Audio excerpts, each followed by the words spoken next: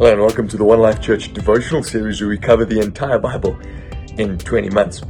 Well, today's chapters are Judges 15 and 16, one of the most famous stories in the Bible, that of Samson. Samson and Delilah, Samson and the jawbone. These are very, very famous verses. So I'd like to take 3 points out of these two chapters. Firstly, I'd like to look at God using an imperfect man. Secondly, I'd like to look at temptation. And thirdly, I'd like to see how this verse, these chapters, tell us about Jesus. Well, firstly, let's have a look at Samson, the imperfect man. Well, he goes back down to the Philistine territory to go and meet his wife. Remember, he left the wedding in a huff, had been at home sulking for a long time, gets back down there only to discover his wife's been given away to one of the groomsmen. He was hacked off. So he rounds up some foxes, 300 of them. It must have been quite a thing for him to go. He must have not only been strong, he must have been quick to catch these foxes. Anyway, lights their tails, and he basically is like a pyromaniac, sets the whole of the Philistine territories on fire. Their grain fields, their olive groves, their vineyards. They were hacked off. And word got back to the Israelites that they were coming for Israel because of what Samson had done. You see, Samson had been looking for a fight. He had this fire raging inside of him. As I sit there in front of this fireplace on a very cold winter's night in my bedroom, this issue of a fire burning inside of Samson is quite a mixed up picture.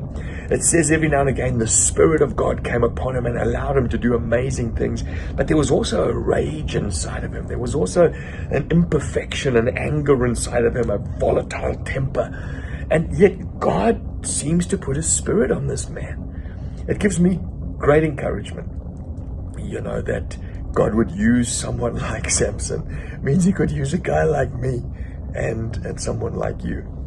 The second issue I'd like to bring up is that of his appetites. They seem to be absolutely out of control.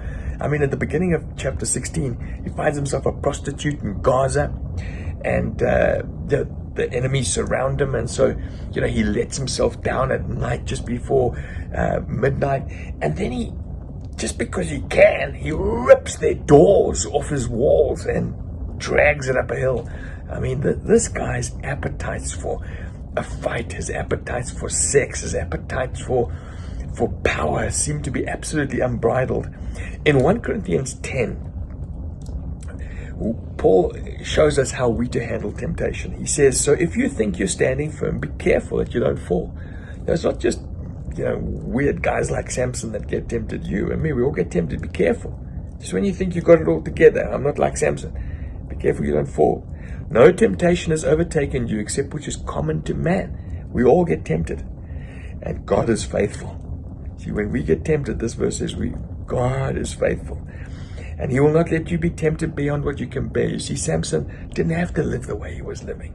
I mean, God used him in his imperfection, but He says He's not be tempted beyond what he can bear. But when you're tempted, He will also provide a way out.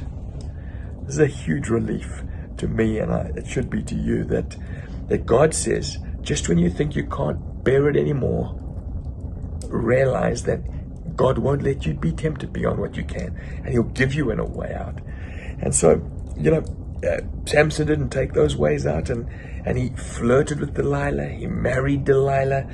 He allowed her, seducing of him, and eventually it says she prodded him day and night until he was sick to death of it, and then he broke confidence, and it caused his strength to leave. God said, okay, if that's how you're going to live, if you're going to continually walk down that road, okay, that's it now. And God leaves him, it says. So he gets captured, his eyes get gouged out, he gets put in prison. And then in the very end, you know how the story ends. He, as a blind man, but his hair is now fully grown, he stands before the whole of the Philistine leadership, and they're worshipping Dagon, their god. And he asks God one last time, God, give me the strength to bring judgment over the enemies of Israel. And the whole house comes down. Where is Jesus in this story? Such a wild man. You could say judgment, maybe.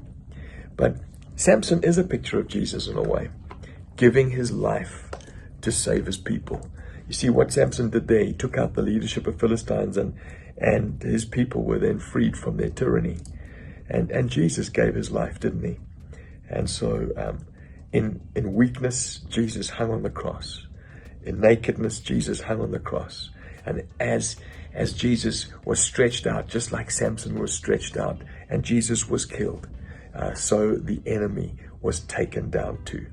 And so I trust that you read these chapters, that you go beyond that children's story and see what God wants to say to you.